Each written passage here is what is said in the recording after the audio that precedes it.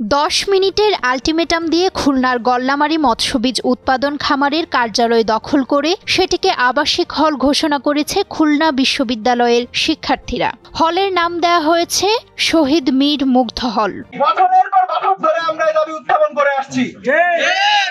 এই দাবির যৌক্তিকতা খুলনার স্থানীয় প্রশাসন, শিক্ষা মন্ত্রণালয়, মৎস্য ও প্রাণী সম্পদ মন্ত্রণালয়, ইউজিসি সংশ্লিষ্ট সচিবগণ প্রত্যেককে চাক্ষুষভাবে দেখানো হয়েছে। রোববার দুপুরে বিশ্ববিদ্যালয়ের হাদি চত্বরে জড়ো হন শিক্ষার্থীরা। সেখান থেকে একটি বিশাল মিছিল নিয়ে মৎস্য বীজ খামারের কার্যালয়ে যান তারা। খামারের সামনে সমাবেশ করেন।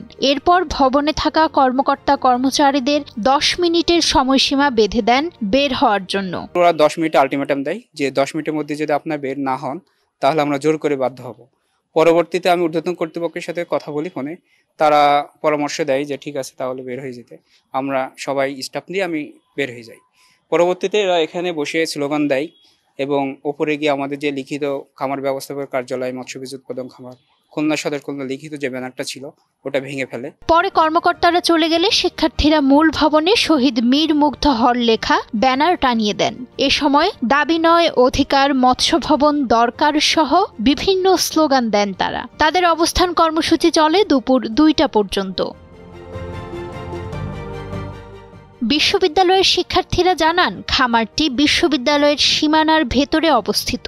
10.35 একর আয়তনের এই খামারটির আবাসন সংকট নিরসন, গবেষণাগার সম্প্রসারণ ও অবকাঠামোগত উন্নয়নে বড় বাধা হয়ে আছে। বর্তমানে খুবির শিক্ষার্থী সংখ্যা 7,000-এর বেশি, তবে আবাসিক হল রয়েছে মাত্র 5টি। ফলে 70% শিক্ষার্থী আবাসন সুবিধা থেকে বঞ্চিত হচ্ছে। জীববিজ্ঞান ভিত্তিক ডিসিপ্লিনগুলোর মাঠ গবেষণার ক্ষেত্রেও জমির অভাব তীব্র সমস্যা তৈরি করছে। এর আগে 2024 সালের নভেম্বর মাসে শিক্ষার্থীরা মৎস্য ও প্রাণী সম্পদ সচিবের কাছে স্মারকলিপি দেন এবং মানববন্ধন, বিক্ষোভ সহ নানা কর্মসূচি পালন করেন। বিশ্ববিদ্যালয় কর্তৃপক্ষ শিক্ষা মন্ত্রণালয় ও মৎস্য মন্ত্রণালয়ের সঙ্গে আলোচনা করে জমি হস্তান্তরের অনুরোধ জানায়। নুসরাত শোভা, সময়ের আলো।